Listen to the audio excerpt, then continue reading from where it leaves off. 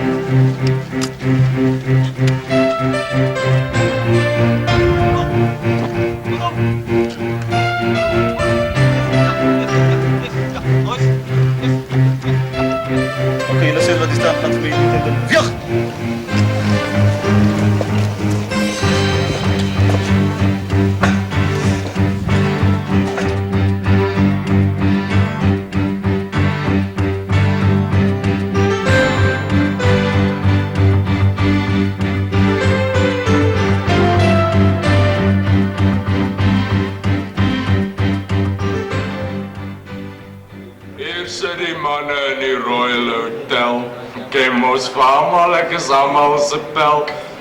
Lyk 'n tomaat daar agter die bar. Ag skink vir ons nog 'n biertjie daar. Ag toe lappies man.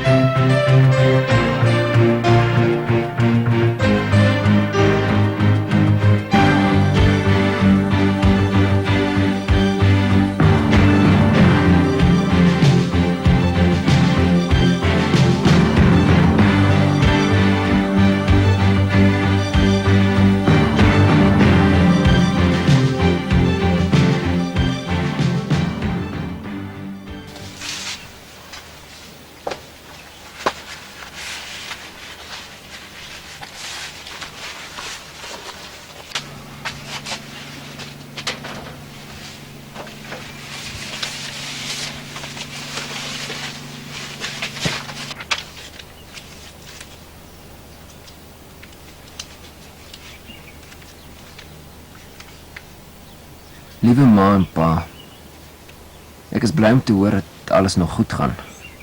So lekker om gereeld van julle te hoor. Nou ja, 6 weke is al verby en ek leef nog. Ma se ou seun is besig om elke dag wyser te word. Dis 'n harde lewe hier, maar tog geniet ek dit op 'n manier. Ja, as dit so stil word in die bos, is dit asof die Skepper sommer so naby jou is.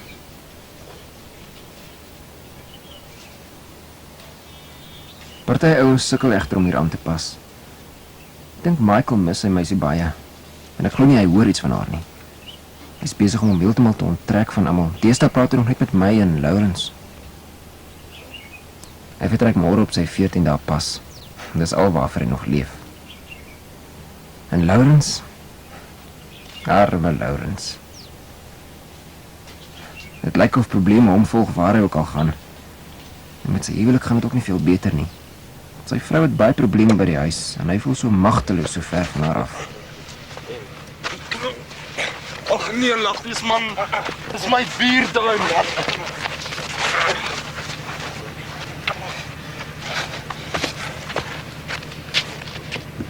Dis boys. En ek het geweet hoe ek kon help. Al wat ek kan doen is om maar te bid. Wie weet, miskien kom alles nog reg.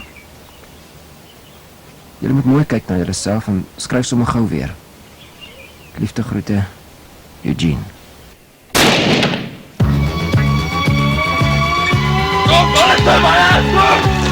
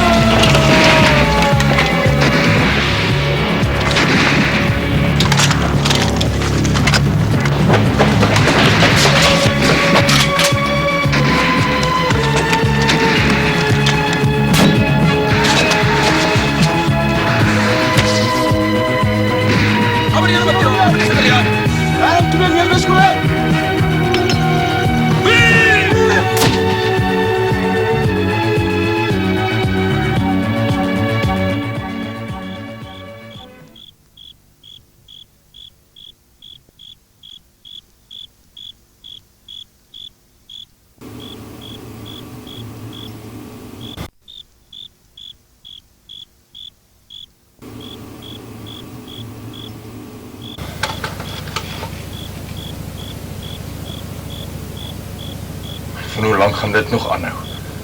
I don't know, but surely I don't have to be here. What about my 14 days? Wat verwag jy? Dink jy kan maar net weghol as dinge te warm word? I said, what about my 14 days? Luister Engelsman, ek is nou keelvol vir al jou gesaanik. Dis hoogtyd dat jy jou deel doen. And I'm now sick and tired of you bossing everyone around. I want to go home. I want to see my girlfriend. Ag, watter girl man. Ding het jou al lankal getrap. Sy skryf nie eens meer vir jou nie. Now you listen to me. If you have problems controlling your wife, you don't take it out on me. You understand? Dan did not drop me. It is you who dropped your wife. You should have prepared her to manage without you. Now you blame us because you didn't tell her how to pay the bills or even change a simple light bulb. Wat gaan jy doen? Dat is hom. Ga met jou weg!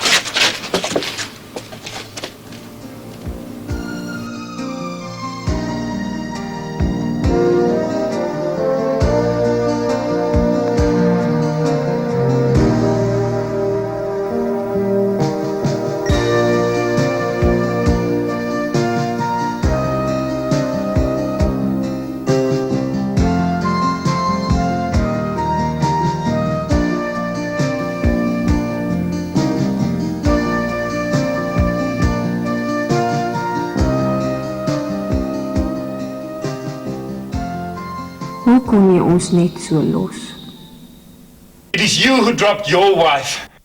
Dinge lyk maar sleg, Laurens. Hoe kon jy ons net so los? Hey, kom kyk julle goed. Ons het 'n patrollie, kom aan.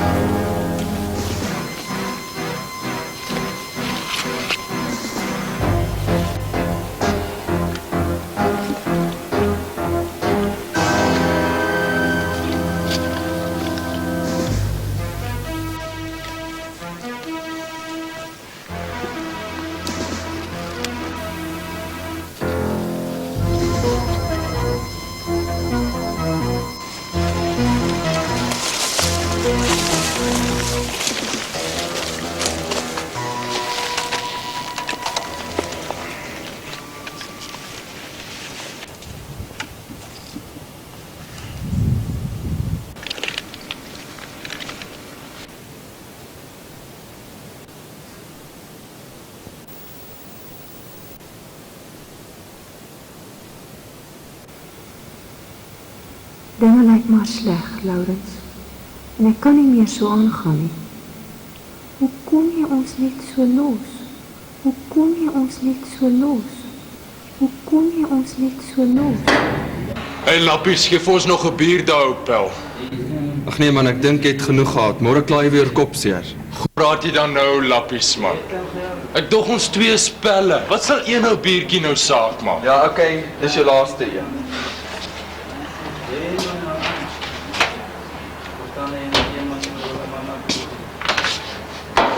Thanks, Pel. Sigtig wees, Laurens. Jy drink heeltemal te veel. Relax man, ek kan die punch vat.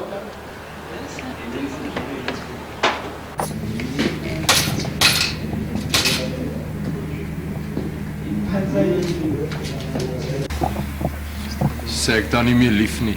Sê ek dan net so gelos met al die probleme.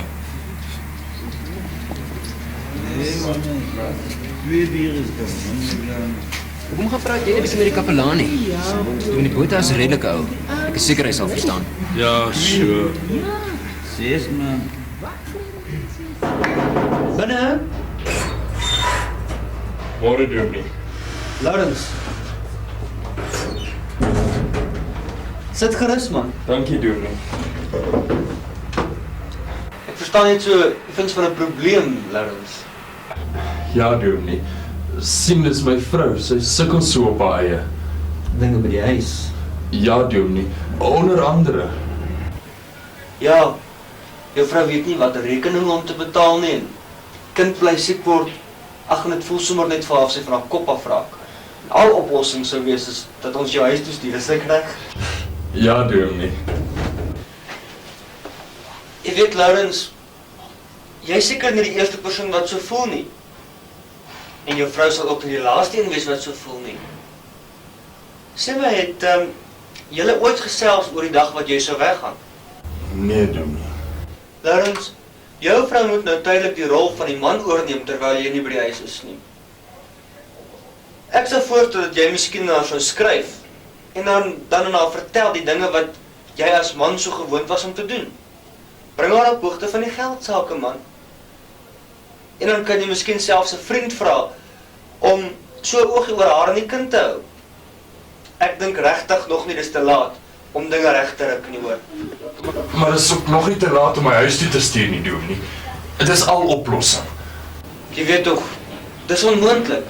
Omstandighede. Nee, dit is nie. Hierdie plek beteken vir my niks. My vrou is vir my belangrik. Dankie, doen nie. Sterkte, Laurens.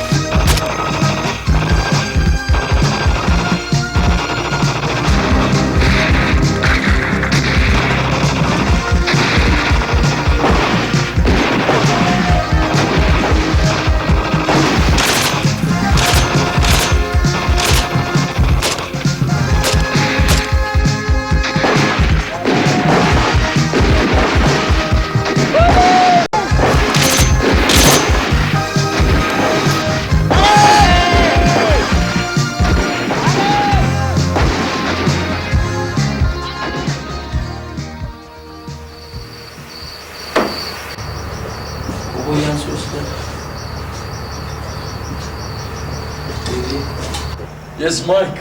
En jy sê jy gaan môre ten einde laaste op jou 14 days. I thought this day will never come. Can you imagine 14 carefree days? I'll think of you guys. Jy moet nie oor ons bekommerd wees nie. Ek is seker daar's ander dinge wat veel interessanter gaan wees. No, seriously, I'll think of you guys. Today actually made me think of a lot of things, and I realized that I've been very selfish. I only thought of my 14 days, but I don't think I've really been motivated. Wel, is nie vir al die briewe van my ouers was nie, het ek al lank al gekryk. Het help om soms 'n bietjie van die huis te hoor. Nou, kerels. Nou nie. Hoe lyk dit? Julle nou die dag oorleef. Dominee nog spot nie. Maar ek dink die dag het ons almal goed gedoen. Laurens, nou dat ek daaraan dink, het jy al vir jou vrou geskryf? Nee, Dominee, maar dis die eerste ding op my lys. Jy bedoel na die kroeg? Nee. Ek dink nie dit is die antwoord nie. Yes, Lawrence, I've also decided to use my time more positively. Jy weet, 'n mens kan van die tydperk op die grens gebruik maak om nie ledig te wees nie. Party ouens dink mos om bos toe te kom is om van God en hulle probleme af weg te vlug. En wanneer hulle hier kom, dan besef hulle eers die verantwoordelikheid wat hulle eintlik het. Maar ons het daarom 'n groot troos in Filippense 4. Onthou julle nou die dag met die kapelaansdiens? Yes. Ja, dit sê mos, wees oor niks besorg nie, maar maak in alles julle begeertes met gebed en danksegging aan God bekend. En die vrede van God, wat alle verstand te bowe gaan, sal in julle harte en in julle gedagtes die wag hou in Christus Jesus. En dan sluit hy so pragtig af deur te sê, ek is tot alles in staat deur Christus Jesus wat my die krag gee.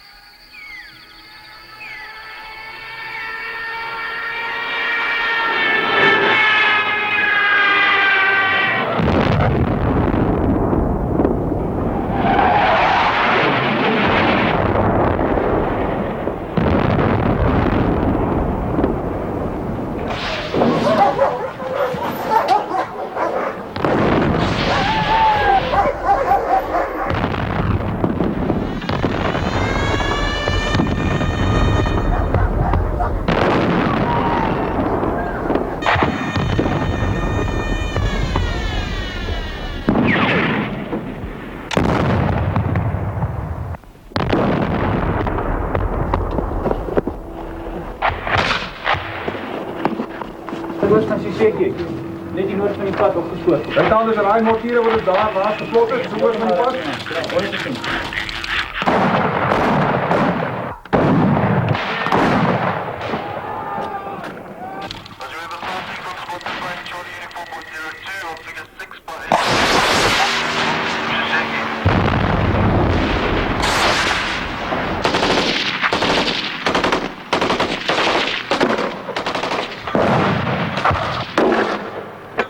Fire!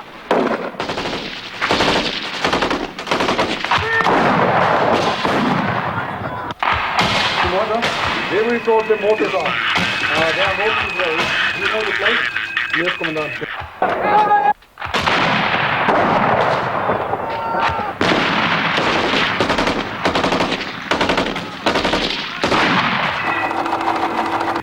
One zero go.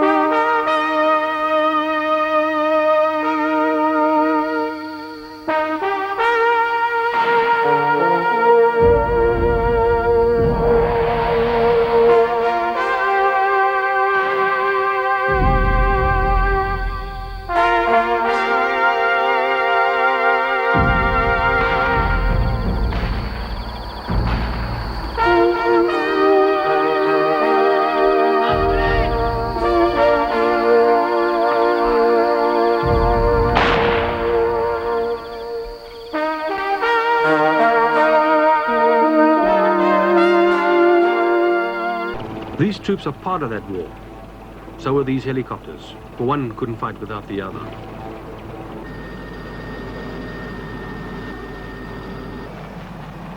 Ongiwe is another of the towns of the south that has taken the consequences of conflict, but wouldn't have had SWAPO not been around.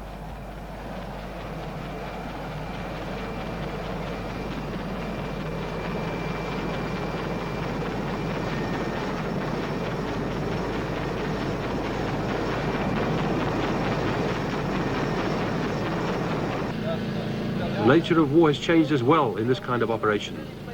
Big guns have given way to little ones. Airborne trained troops to foot soldiers, naked big walls to sandbags.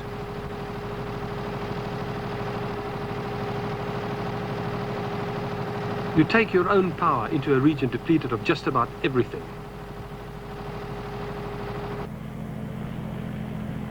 The tents, the food, medicines, even the ability to purify the water the men might drink. And your own communications in place of aerials that were those of the Soviet Union not very long ago. Fuel also becomes a priority in a region where every single can of beans has to be trucked in from the south, either that or flown in. And when something needs fixing, deep inside enemy territory, you hardly send home for a mechanic.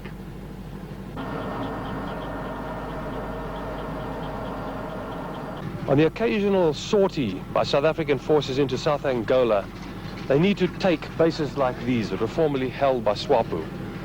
This particular temporary airfield has been taken by the South Africans, and these are South African choppers, men, guns, equipment, and so on, brought in here mainly by the Air Force.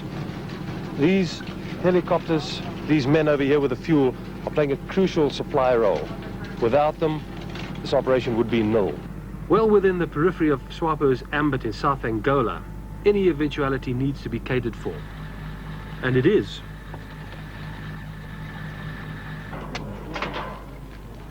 Convoys travel adequately protected, even if it means adapting AK guns for ground cover purposes in the event of ambush.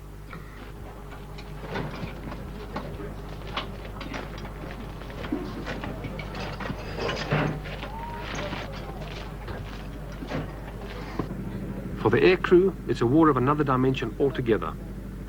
They only spend a proportion of their day in the air, usually preceded by briefings. And these men have an extremely busy day ahead.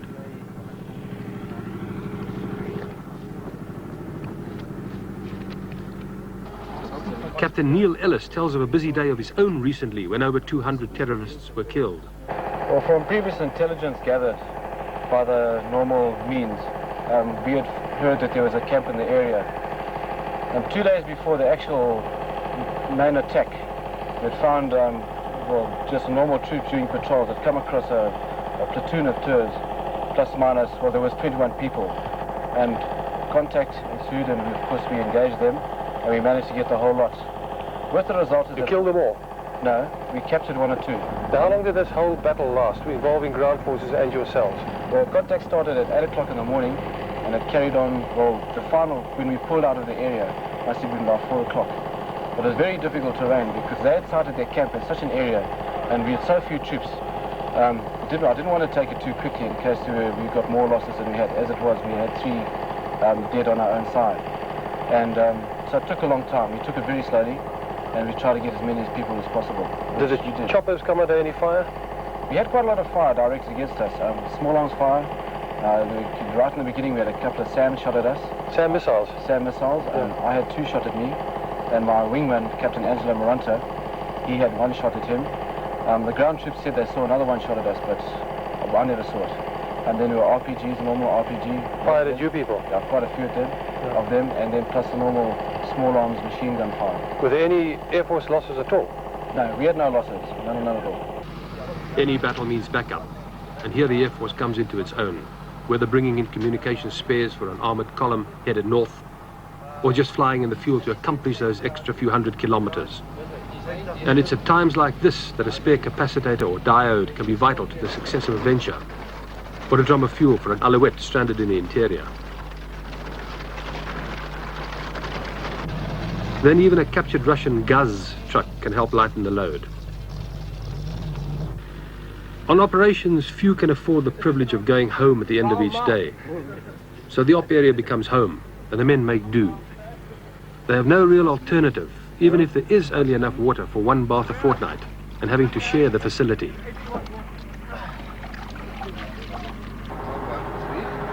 The choice between sorties is yours, whether it's cards, a book, or catching the shut-eye you missed last evening when you needed to change a set of rotor blades.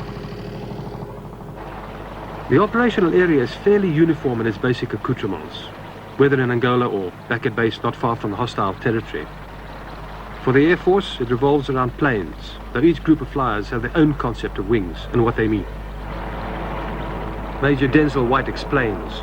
With you flying Pumas, some of the critics have said you might as well be flying a bus backwards and forwards. You're ferrying troops, you're ferrying spares. This morning you were carrying wheels to an armored column. Doesn't this get a bit tedious at times?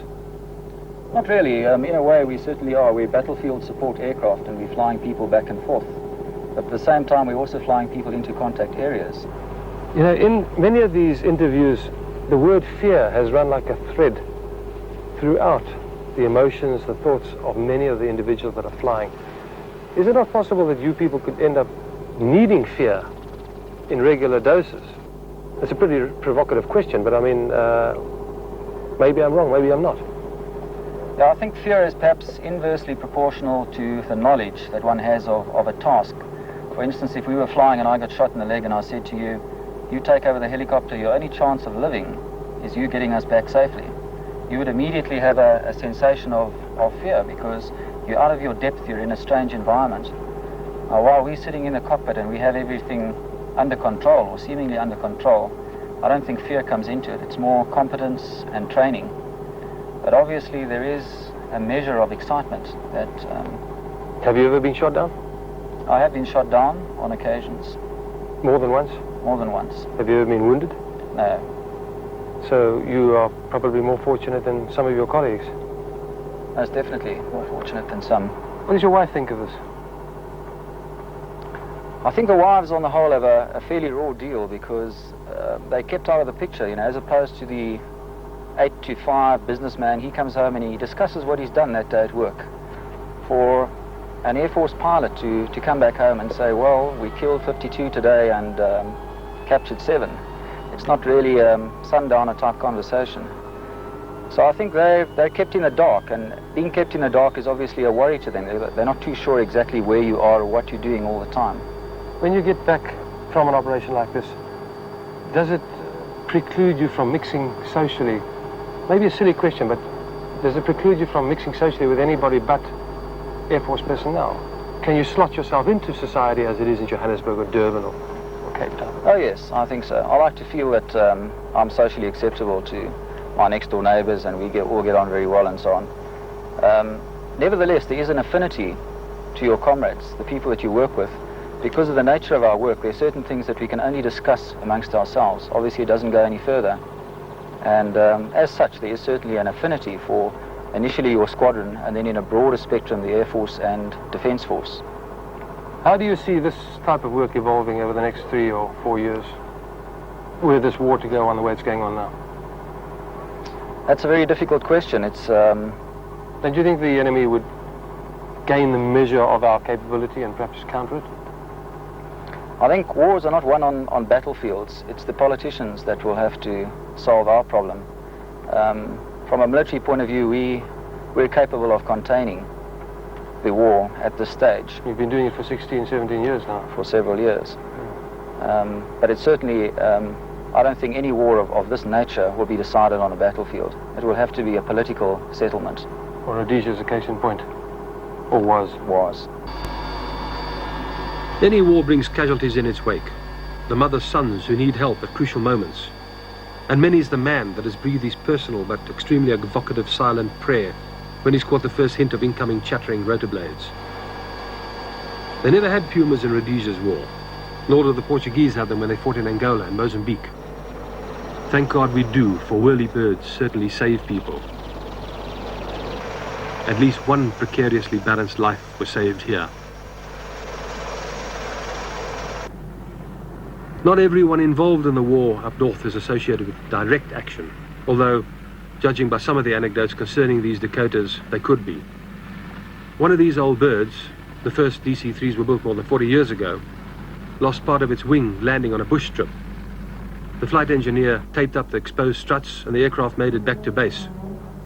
These are the ferry boats of the war, the pack horses of the air, as it were.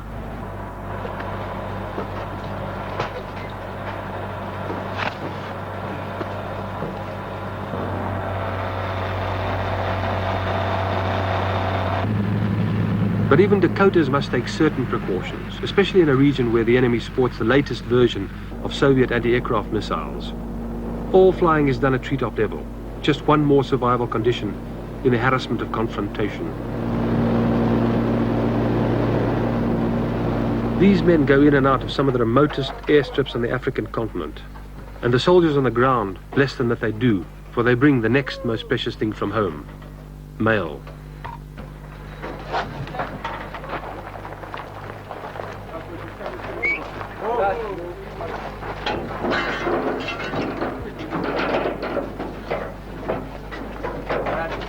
Other cargo could be anything from a tropical vaccine to bush-weary troops heading for a week's R&R back at base.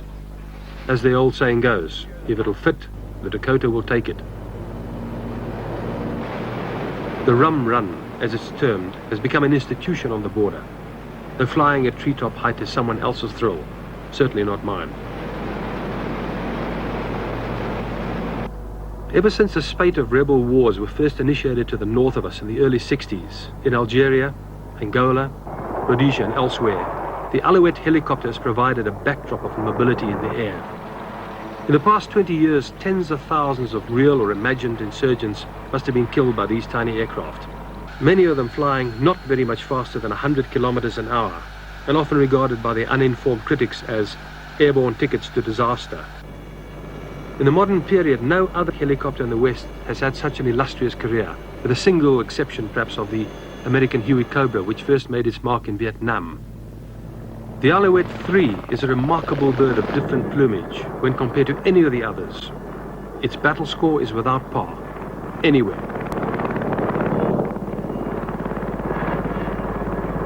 Captain Arthur Walker has been on the border for 18 months, a continuous tour of 1.5 years, broken intermittently with short periods back in South Africa, or the States as they call it up here.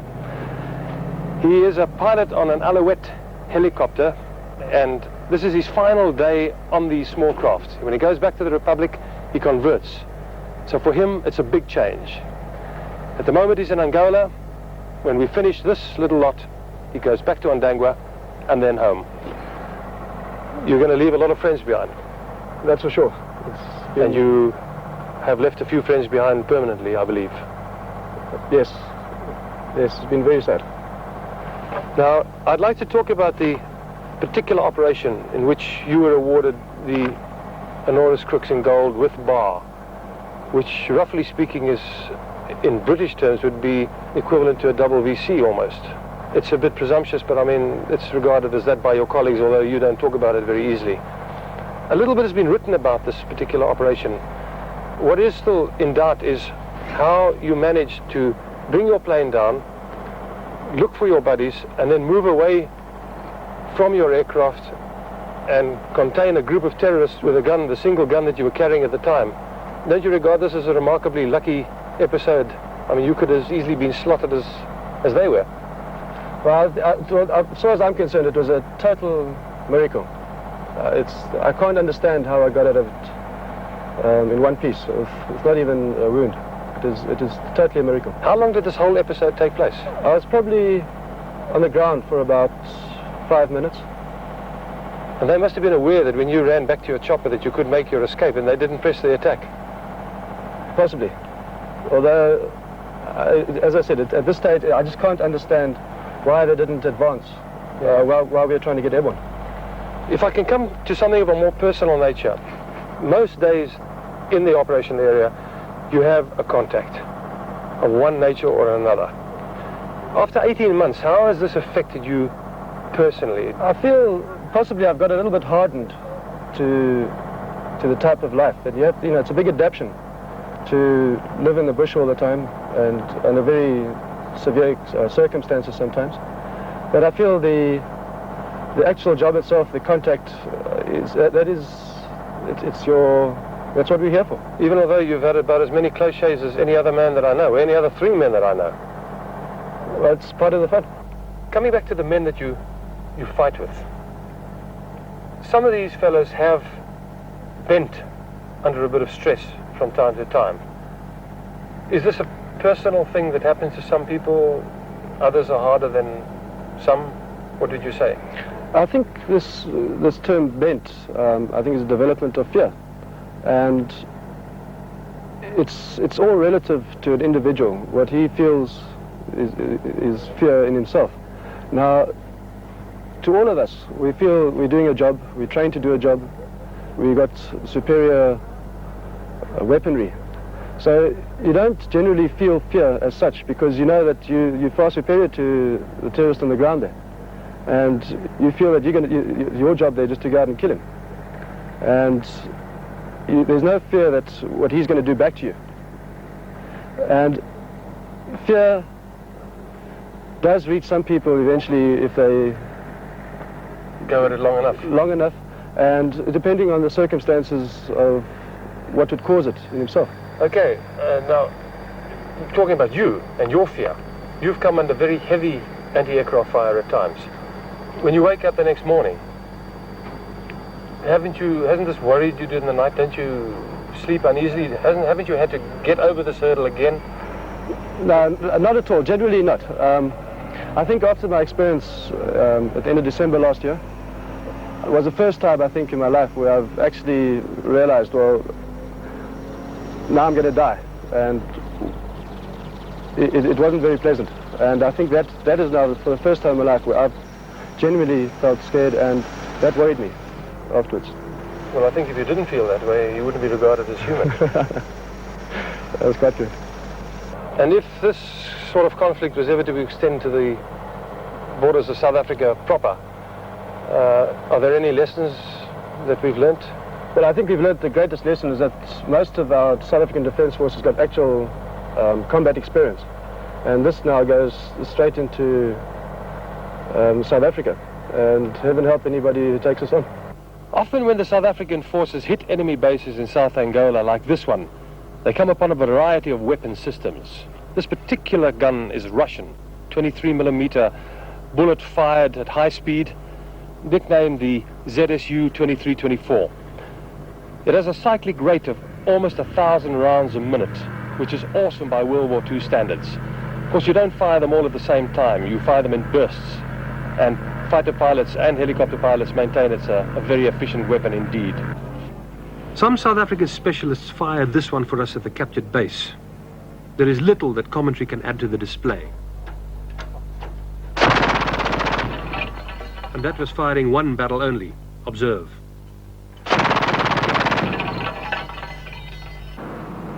Keeping this massive contribution in air power operational in a remote region close to the Angolan border must be one of the most underrated achievements of the war. While flying aircraft, be they choppers or jets, is a fairly obvious operation, it's keeping them airborne that taxes the ability of the boffins back at base. The task is a monumental one, and I've watched them sometimes go on around the clock, especially when a big strike has been launched. There are few kudos. There are also few mistakes, especially not when there are lives of buddies at stake. Don't ever underestimate the role of the small planes in this war. In many battles, their contribution has been pivotal to the eventual outcome, illustrated by the enormous crooks won by a Bosbok pilot recently. Though only lightly armed, these single-engine jobs sometimes find themselves in the gravest danger. On this occasion, we were out looking for two nurses who were traveling up by road, unescorted from the Ovambo border post at Oshivelo.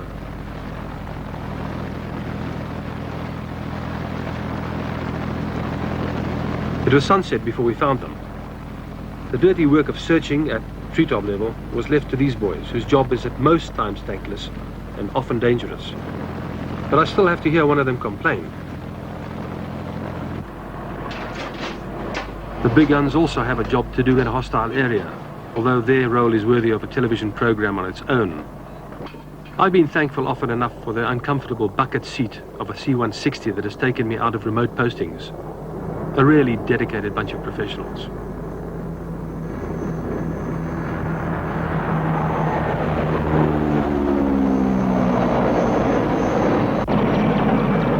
South Africa's border war, as it has always been classed, has grown a little since the first band of disaffected terrorists crept across the Southwest African frontier almost 2 decades ago.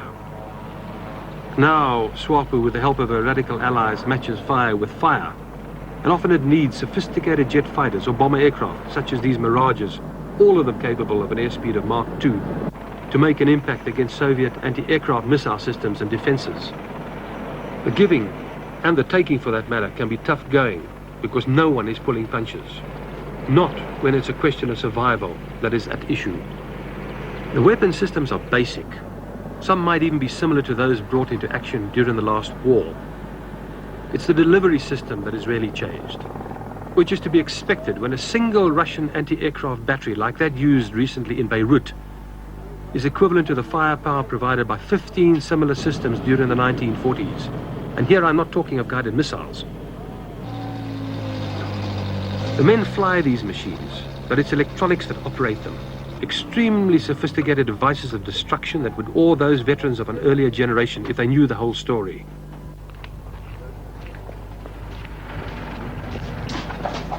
'45 and '47, who's the aircraft? I don't know, they come here as France. Sorties are almost routine.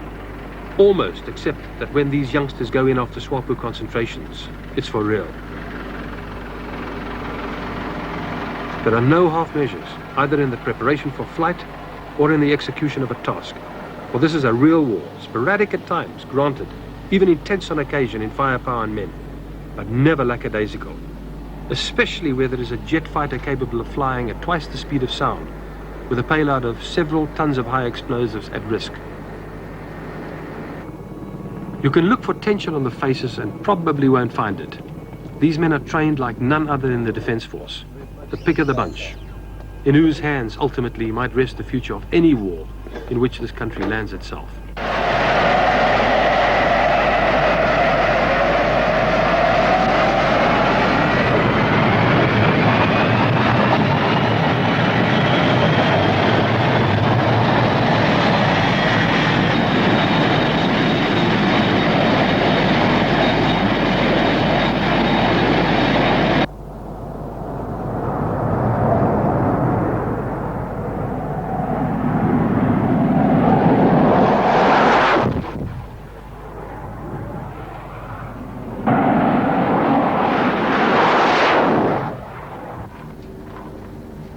One of the men flying these machines seen here checking out an Impala jet is Captain Budgie Burgers. He has the highest number of operational jet sorties under his belt, just 8 short of 300. Today he flies Mirages.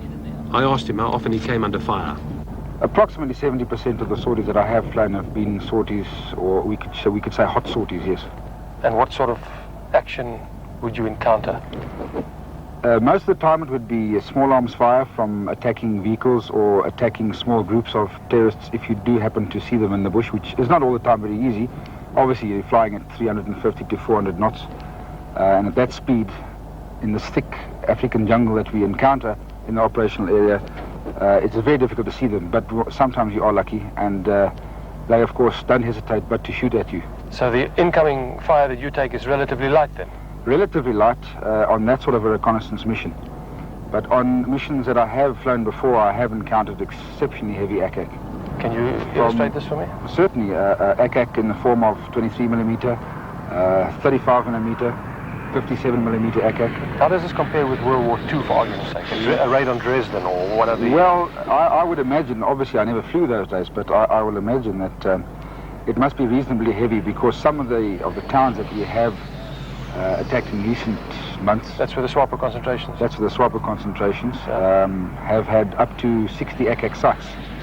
Now an ACAC site may contain up to 3 cannons per site. So multiple barrel cannons? Multiple barrel cannons, yes. And the rate of fire is quite tremendous. One can especially see it during night operations. As you may know, what do you see? We've done a lot of night operations, yes. And it's, if you can imagine this area where there are no cities really, no big lights, it's pitch dark, especially when there's no moon. Yeah. And places like this open up fire. It is like the city of Johannesburg, lit up at night. That's basically what it's all about. It's exceptionally heavy flak. I never saw the flak during the Second World War, but people that have seen it have more or less told me what it was like. And I think it must be pretty similar, except possibly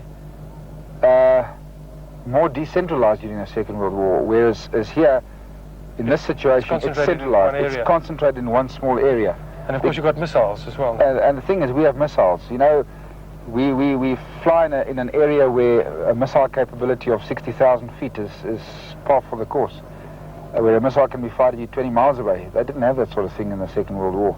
Have you ever come under missile fire? I've come under small missile fire, and unfortunately, or fortunately rather, not one of the big missiles. But some of our chaps have come under the fire of big missiles, and it is pretty frightening. If you see a missile that's 30 foot long flying towards you, you can imagine that this thing is carrying a 100-kilogram warhead. When we go into the operational area, when we go and look for people, we go and look for vehicles and go and do strikes, purely in a reconnaissance role, we take 2 aircraft. It's a faster airplane than they used during the Second World War. Yeah, a jet would be about 4 times as fast as a Lancaster bomber, for argument's sake. For argument's sake, this particular aircraft, you can take it up to 3 times faster, yes. Not only that, we fly at altitudes which is away from the flak, because, you know, our country cannot get aircraft easily, so our tactics have had to change so much so that we have got 95% of the advantage and 5% disadvantage. Now, with a situation like this, you must have placed your life in a situation of danger. You must have had some narrow escapes. Yes. What comes to mind as the most dramatic, or one of the most dramatic? One particular flight, I remember there were 2 of us in the formation, because we normally flew in pairs. Sometimes with strikes we used to fly more aircraft, up to 4 aircraft. In any case, on one particular occasion, we picked up a Turk camp from an altitude of about 20,000 feet. This may seem odd, but you can see them. The old type of Turk camps you could see, because they were entrenchments, dugouts. You could see the shape of the camp. And we descended some 20-25 nautical miles from this camp, and we found ourselves back to this area, and we attacked the camp. We did 1 pass over this camp. Not a very big one, but it was occupied, and did 1 strafing run, and I picked up an RPG fire which exploded just in front of me, and it caused my aircraft's engine to flame out. I don't know if it was the shrapnel or possibly just the shock wave that caused it. So was you completely without power? Yes, the engine stopped functioning. And at a fairly low level? At a fairly low level, but fortunately I was doing in the region of 400, 410, 420 knots. So I could get reasonably far away from the camp in case I had to bail out. Yes. The starting system in this aircraft, of course, is tremendously good. You could get it going again? And I could get it going, but it took a long time. It took nearly a minute to get the engine up to full revs again. And that stage of the game I was approximately 50, 60 feet above the trees and doing approximately 150 knots. So it was pretty nerve-wracking. Do you sleep well the night before a big op? Oh yes. I don't ever have that sort of a problem. I don't ever have a sleep problem. But what I do find is when I wake up the next morning, or the morning prior to a big operation, especially if it's going to be a reasonably hot one, my nerves do play a little bit of, a few tunes. You've obviously lost friends in this business. We've been fighting this operational war for a long time. How many do you reckon how many jet pilots have been lost in action in the operational area? What do you estimate?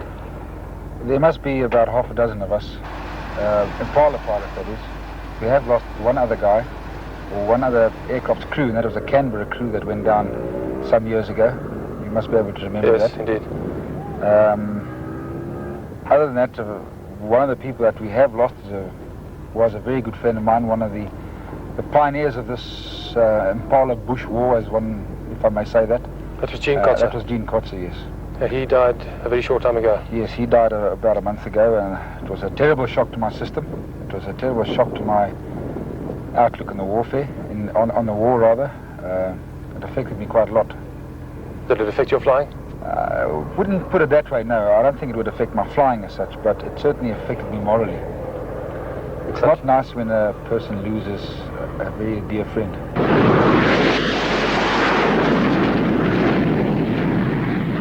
The impalas, or imps as they are referred to in ready room jargon, are certainly master of the skies over South Angola. When they take off, a strike is usually in the offing. This time it was a Russian T-34 tank on the outskirts of one of the Angolan towns in the interior where SWAPO had a presence.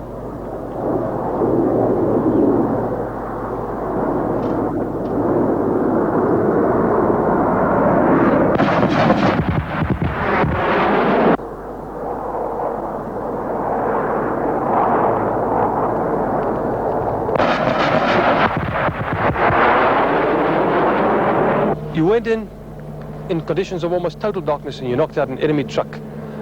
How does this rate as far as new developments are concerned in the war? Well, in the South African Air Force, we saw that there was a requirement for night operations, counterinsurgency against the SWAPO terrorists, and we developed an attack where a fighter pilot in a single-seat aircraft can carry out an attack against vehicles in total darkness. Isn't this fairly unique as far as aviation warfare is concerned? Yes, as far as we know, we are the only Air Force in the world that are carrying out attacks like this at the altitudes that we do it at in single-seater aircraft. At night? Yeah, at night. Does it require any sort of a special ability, a technique, a plane, or what? I wouldn't say special ability, but most definitely special training.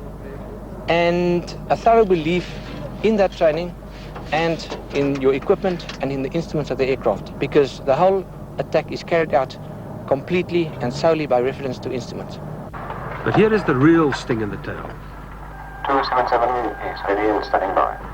Mirage interceptors are on constant standby against a possible onslaught from the north. Angola has sophisticated Russian MiG-21s. Last November, a MiG-21 flown by a Cuban pilot was shot down by one of these men. Now a scramble. Major, there's been a fantastic amount of activity in these last few minutes. What is it all about? We on our squadron acts as a air defense system together with the radar to defend our bases around here, and there is indications that there might be MiG activity approaching the Angola border. So we've just been brought up to immediate standby to act against any MiG threat that might come this way. So if there were, for example, MiG-21s on their way here and you were to chase us clear, how long would it take before you were in the air? We can be in the air in about 45 seconds and crossing the border in about 3.5 minutes. And how long would it take before you are ready physically for action against an enemy aircraft of similar capability? The moment we're airborne, we're ready to fight. It was your squadron, I believe, that shot down a Russian MiG-21 flown by a Cuban pilot late last year. Were the circumstances fairly similar? Yes, it was very similar as what's happening now. And when the incident happened, did you people come out of the attack or the fight, the dogfight, with any damage at all? No, we didn't even get a scratch on any of our aircraft in the engagement. Was this the way it was planned, or was this just good luck? No, this is the way it's planned, and this is the way we train, and we hope it will go like that in the future again. And it could be this afternoon? Let's hope so.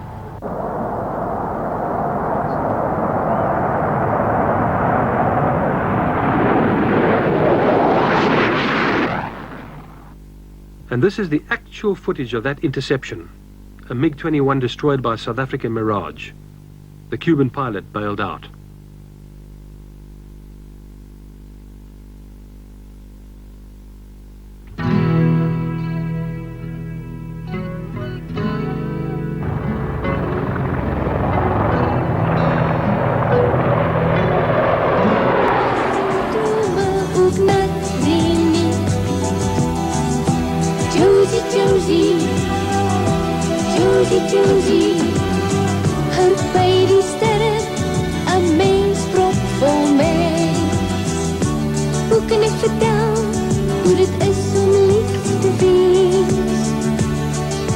Vrou of man of kind, vir die Kaap liefste sin.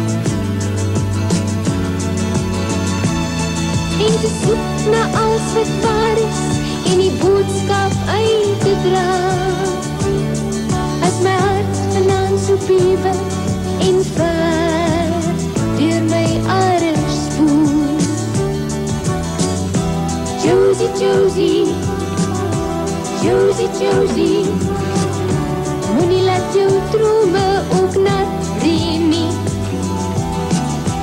Josie, Josie, Josie, Josie, verby die sterre, 'n mens prop vol mens.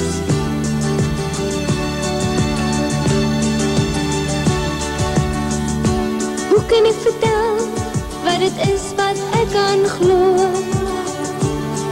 Is ek elke dag van voor af leer om verder ons ver te sien? As die ster van Bethlehem deur my trane voor my dans, en die lig in die vallei deur donker weggedra word. Josie, Josie, Josie, Josie, moenie laat jou drome so nat reën nie. Josie, Josie, Josie, Josie,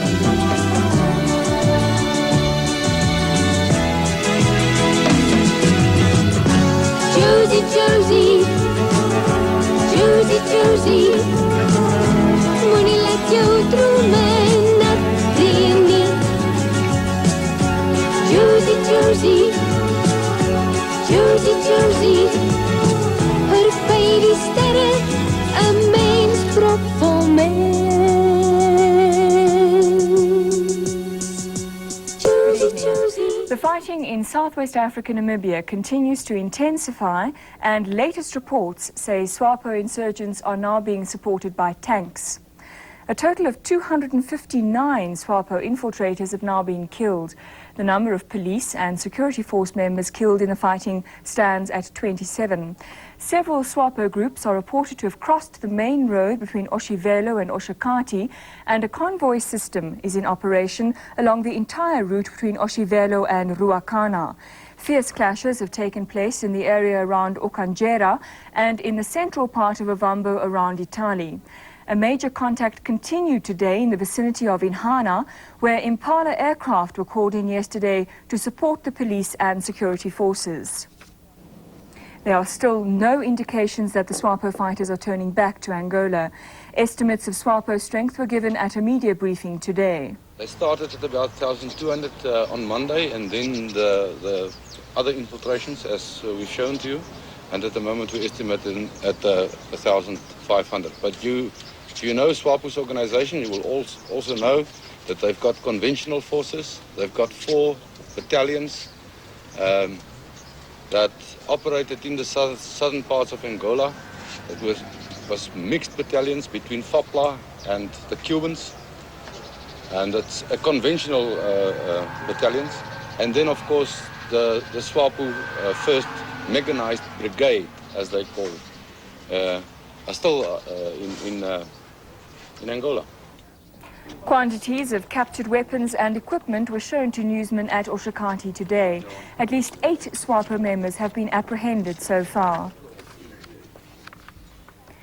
Meanwhile, Foreign Affairs Minister Pukboter and Defence Minister Magnus Malan arrived in Windhoek earlier today for an emergency meeting of the Joint Commission. We have just landed. We're going to start talking now.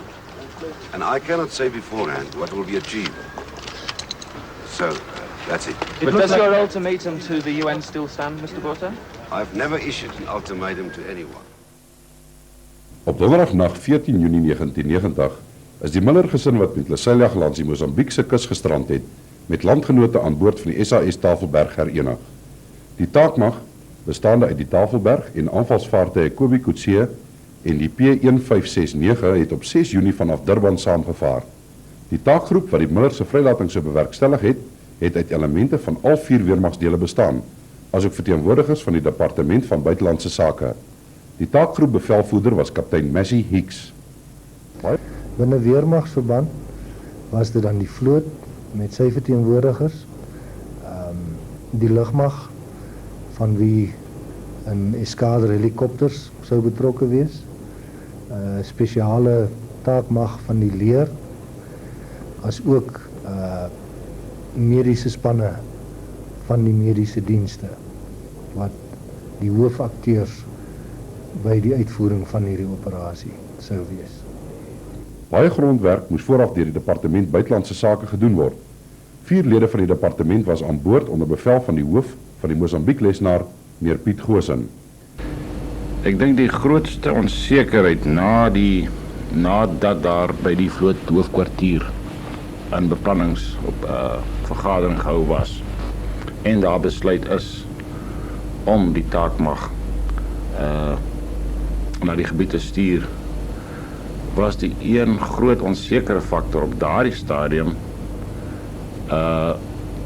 die goedkeuring of uitstaande faktor, die goedkeuring van die Mosambiekse regering dat Suid-Afrikaanse skepe wel in Mosambiekse waters kon ingaan vir die lynes van hierdie operasie. Tot op daardie stadium het ons nog net, soos ek sê, die beginselgoedkeuring van president Chissano gehad om met Rename te onderhandel en om alle pogings aan te wend om die Millers uit te kry. En toe het dit nou netelige onderhandelinge op baie hoë vlak geverg om dit te kon bewerkstellig. Jy weet, ons het die Woensdag is alles gereël dat ons uit Durban sou vaar en daardie Woensdagoggend eers is al die nodige magtiging van die Suid-Afrikaanse regering gekry om vir president Chissano te nader met die versoek dat ons sy gebiedswaters betree. Die vloot was die hoofakteur in die operasie. Hiervoor was daar verskeie redes. Een van die belangrikste hiervan was waarskynlik die gedagte dat die gesin so gou as moontlik in 'n veilige omgewing gebring moes word. Dit was nie presies bekend in watter liggaamlike of geestelike toestand die mense sou wees nie. Vir so 'n situasie was die SAS Tafelberg die mees geskikte vaartuig. Dit het 'n goed toegeruste hospitaal en vele ander geriewe wat nodig is vir ander behoeftes van so 'n operasie.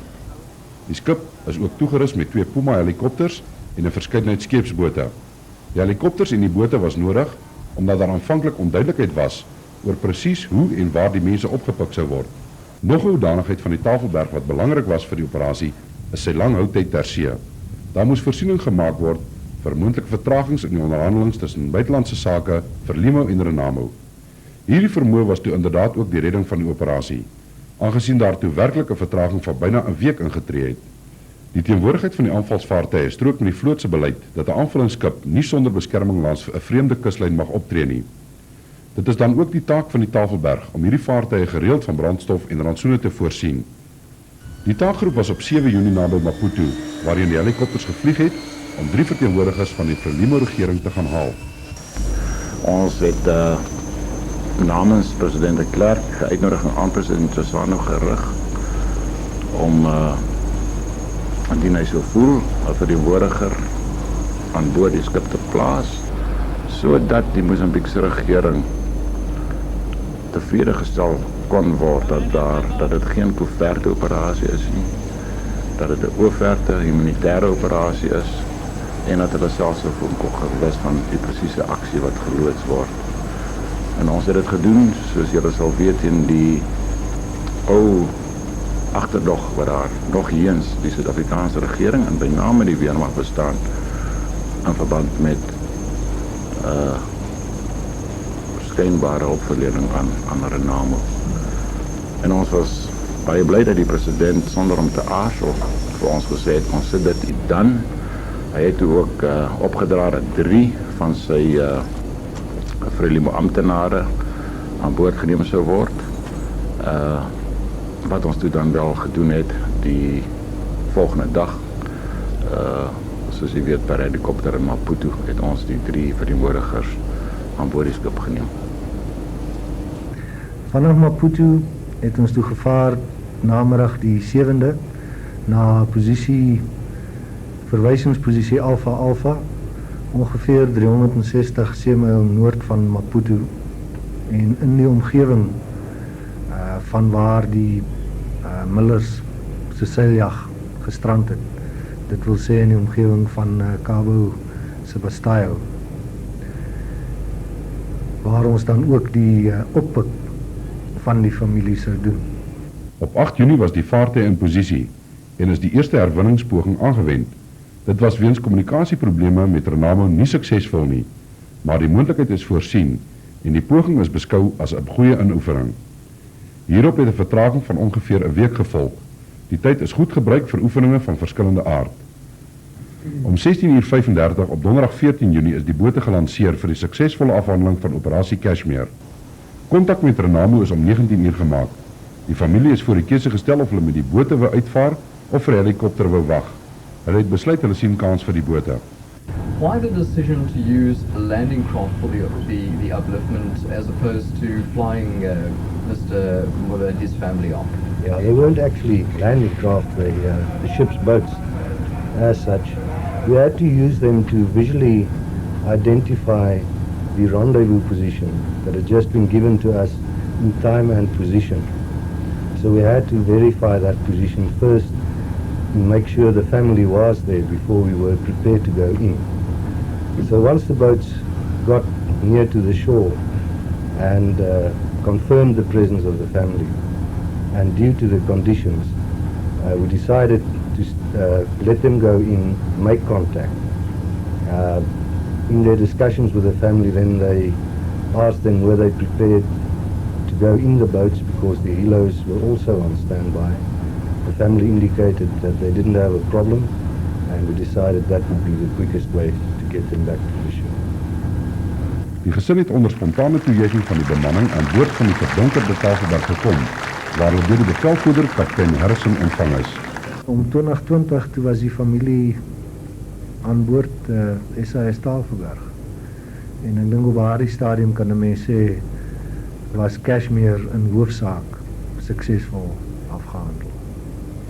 Wanneer 'n mens 'n evaluasie sou doen van hierdie hele operasie uit 'n buitelandse sake oogpunt, dink ek kan 'n mens met reg trots wees op wat bereik is. In die eerste plek is daarin geslaag om die hoofdoel van operasie Kashmir te bereik, naamlik die onttrekking, veilige onttrekking van die Muller gesin self. 'n Ander baie belangrike punt vir ons as departement is die aanvaarding deur buite die Mosambiekse Frelimo regering enerzijds en anderzijds die Renamo beweging van die bemiddelaarsrol van Suid-Afrika, dat ons bona fides deur albei partye in hierdie geval aanvaar is. Derde punt, dat Suid-Afrika daarin kon slaag om skietstilstand tussen die twee strydende partye te kon bewerkstellig, al was dit dan lokaal van aard en al was dit dan net tydelik van aard. Want daarin lê daar vir ons 'n groot belofte vir in die toekoms vir 'n moontlike bemiddelaarsrol wat Suid-Afrika weer sal kan speel. In die laaste instansie moet 'n mens sê dat ons departement besonder dankbaar is teenoor die Suid-Afrikaanse weermag met al sy vertakkings vir die waardevolle bydrae en effektiewe bydrae wat hulle in hierdie verband gespeel het. Die terugvaart het begin.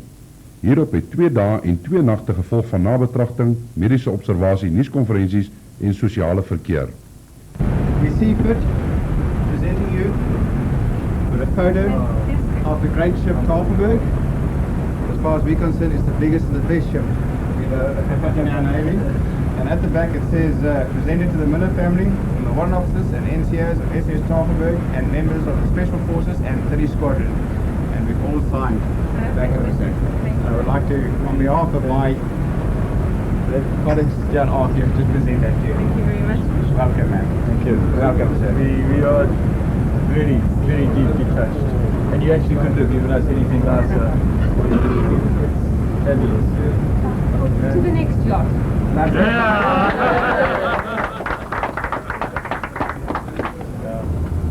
It had been sprung on us somewhat unexpectedly.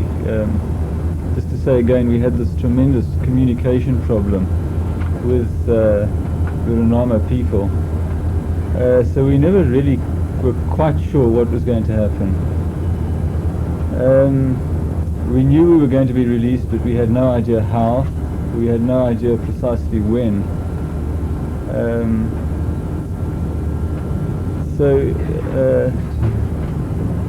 I think there was a feeling of profound relief that finally it was coming to an end, but also mixed with a strange sadness because the people we'd been staying with had certainly become very good friends of ours, even though we couldn't communicate with them. They really took us to their hearts, in particular our children.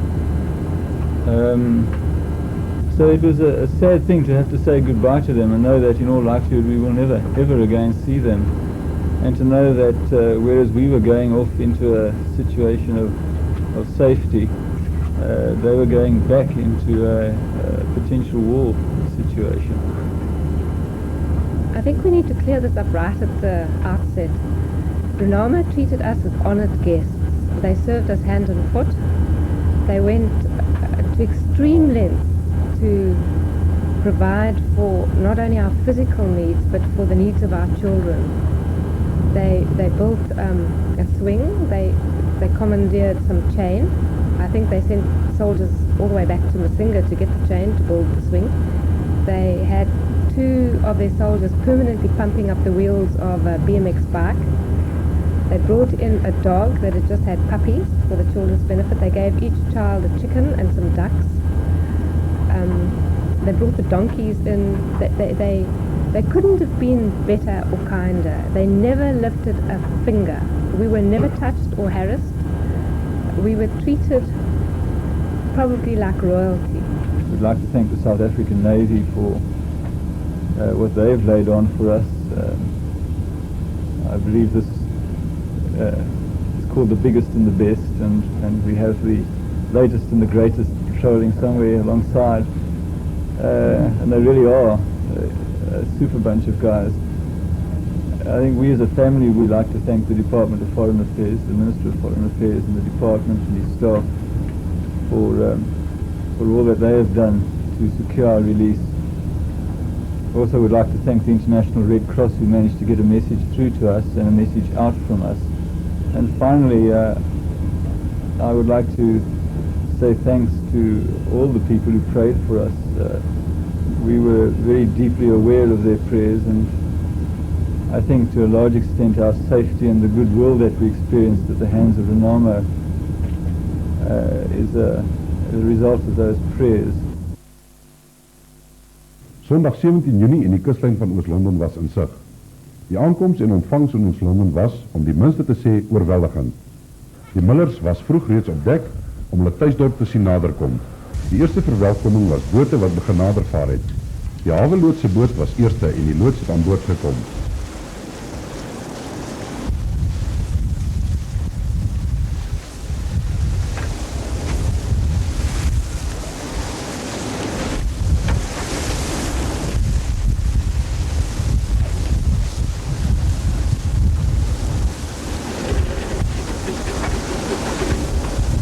Daarna het 2 sleepbote nader gekom met hulle waterkanonne vol oop en 'n saluut aan die Millers, die SAS Tafelberg en die bemanning.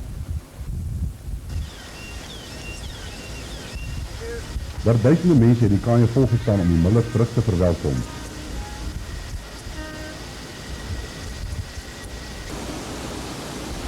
Onder hulle was familielede en skoolvriende van die kinders met plakate.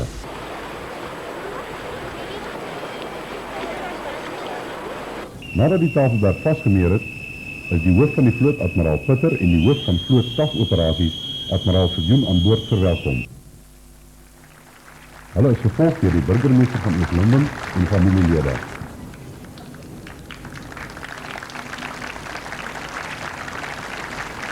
Na die formaliteite kon die Millers voet aan wal sit op die grond wat hulle meer as 8 weke tevore verlaat het, op avontuur wat hulle nie voorsien het nie.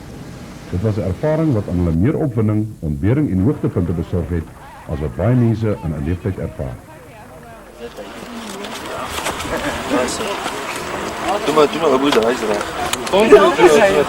Hy het ook gesê, sien jy. Maar sien maar kan dit net alles. Jy hulle hulle toe 3 bietjie aanskuif hoor. Nou moet je afdekken.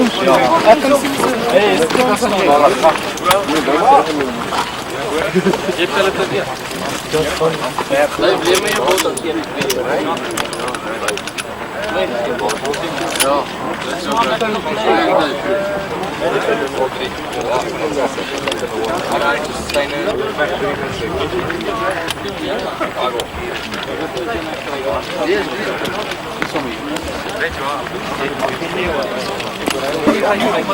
Zeg, ik denk dat zo half uur daar is. Kijk, luister, hierdie mense kom 3 aan in een groep. 3 aan as ons dek af, wat is goed daar? Dek af in 3 jaar.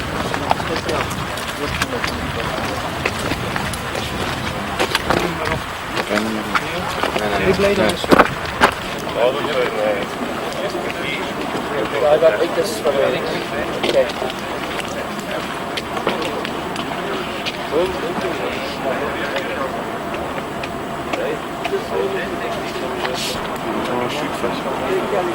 Nee, hier is hier vast. Die afkomst van haar haken. Ja.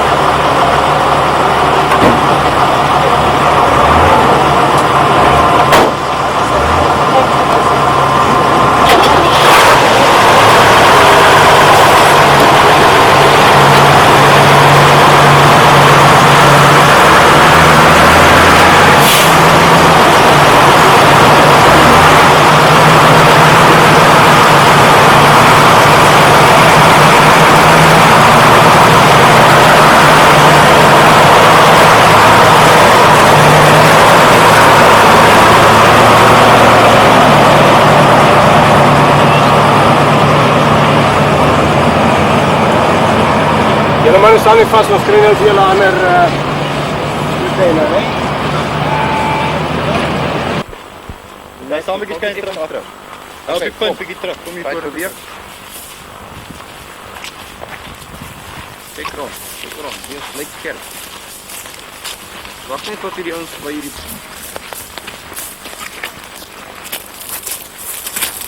Trek hier nou! Voor het toe! Lekker vlak voor het toe! 2! Alright, individueel! Oh, stop! Vooral je muziek. Voor het toe! 2! Voor het toe! 1! Kom weg, groep! 2! Lekker plank, kom voor het toe! Kijk op! Kom op, zijn op!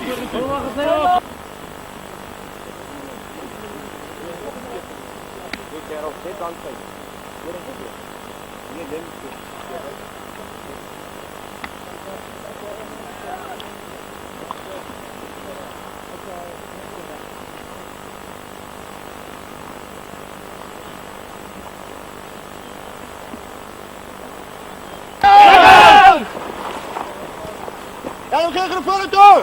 Lekker vlak voor het toe! Lekker vlak voor het toe! Lekker vlak voor het toe! En de video! Ook lekker op het groep! Lekker voor het toe! Kom maar daar! Help geen groep voor het toe! Oké, lekker toe! Kom! Kom met de plank! Kom dan! Oké, help geen groep! En maak groep op! Lekker plank voor het toe! Kom! Help geen groep voor het toe! Op! Oh! Volle magazijn op! Staan op, beweeg voor het toe! Staan op, beweeg voor het toe! Lijn alleen! Lijn! Lijn nou! Ik ga achter toe! Lange klank achter toe! Lange klank achter toe! Rechterflank, sluit op! Rechterflank, sluit op! Rechterflank! Ik kan rapporteer terug aan mij.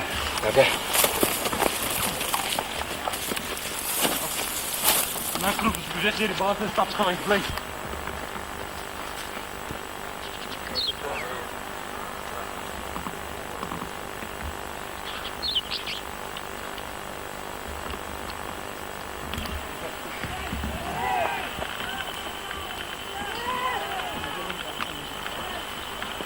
Nee, ik knip niet af.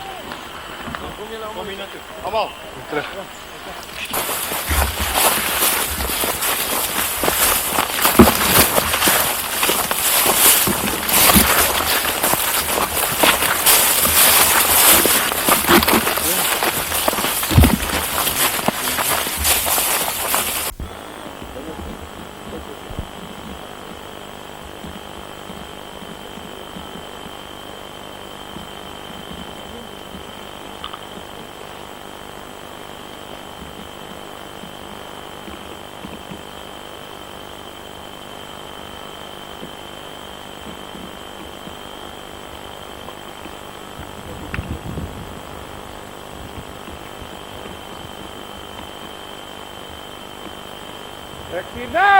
Kom maar uit, linie! Kom maar uit, gespreide linie! Kom maar, Vuur! Kom ik hier verder niet van wie? Wij gelijken over, gaan! Ongelijke nummers! Kijk, go, low! Flank, beweeg een keer op! Go! Jij zit nak, staan niet! Kijk, go! Weer! Kijk, low! Rechterflank, beweeg een beetje op!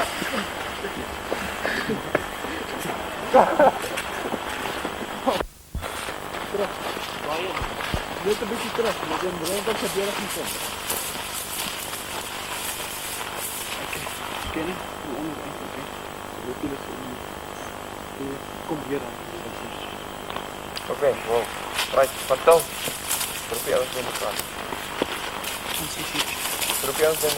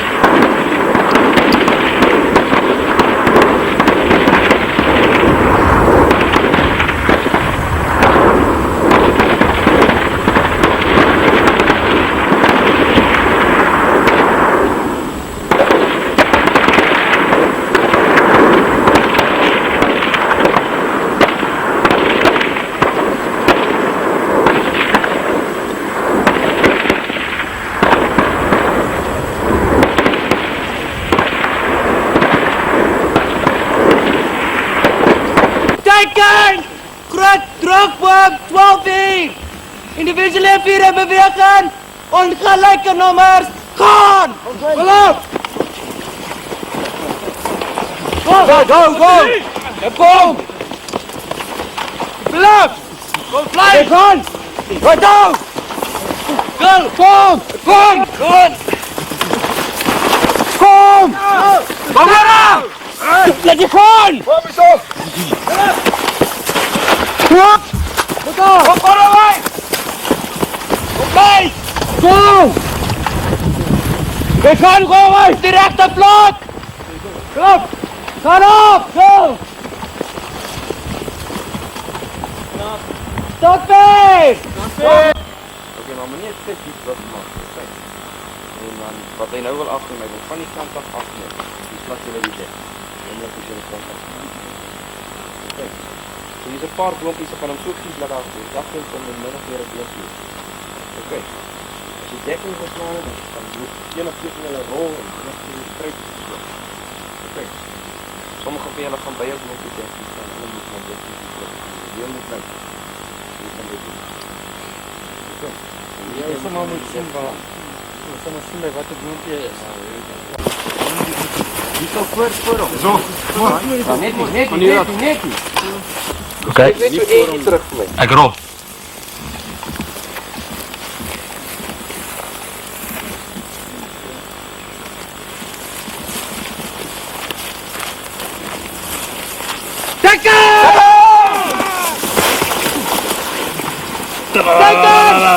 Groot terugvorm! 12 uur posisie! Wat het gelyker nou is? Gaan!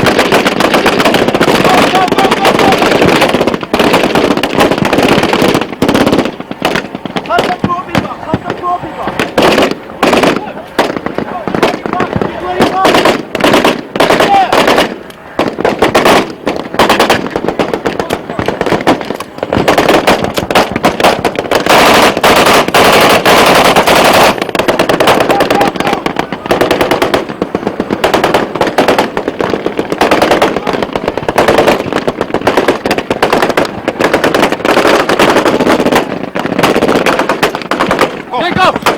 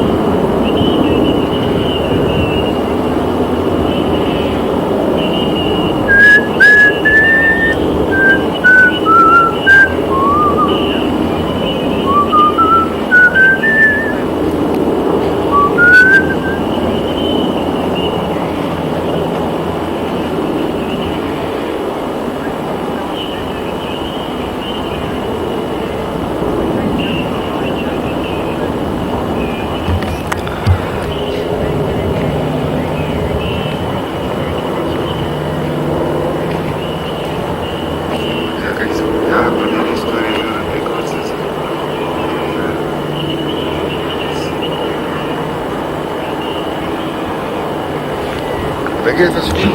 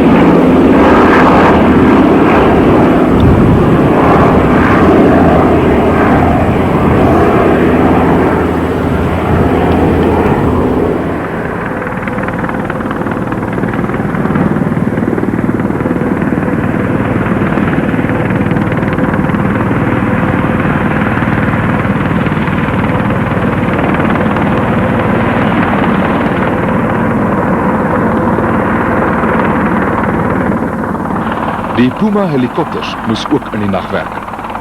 Hulle is hoofsaaklik gebruik om personeel op afgeleë plekke te bring, gewondes af te voer en om noodvrag af te lewer, soos onderdele vir noodsaaklike uitrusting. Vloedvlaktes, bekend as Shonas, was die landingsplekke.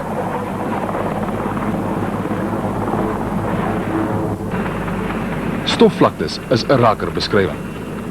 Moerasse in die reentyd. Waar Shonas nie beskikbaar was nie, moes ooptes in die bos gebreek word.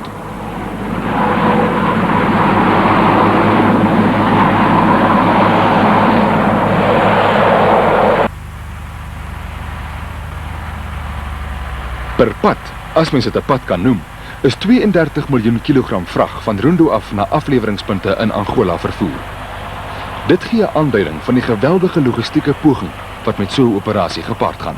Die primêre doel van die echelon in enige veggroep of enige organisasie gaan basies daaroor om jou vegtende magte, met ander woorde jou V-echelon wat bestaan uit jou gevegsvoertuie, die uitrusting, die ammunisie, die mense betrokke, om hulle te voorsien met die behoeftes wat hulle van vooraf kry, soos byvoorbeeld dieselaanvulling, wateraanvulling, rantsoenaanvulling, algemene kommoditeite soos 'n bootse omruil, klere omruil, ensovoorts. Met ander woorde, die primêre doel gaan net basies daaroor dat ons voorsien die vegtende troepe voor in die lyn met die kommoditeite wat hulle benodig. Gunston, superbikes at Bold Door. You scratch hard round the bend, turn it on to 270 Ks and you're out front, untouchable. You're close to the things men rate great, like Gunston Toasted.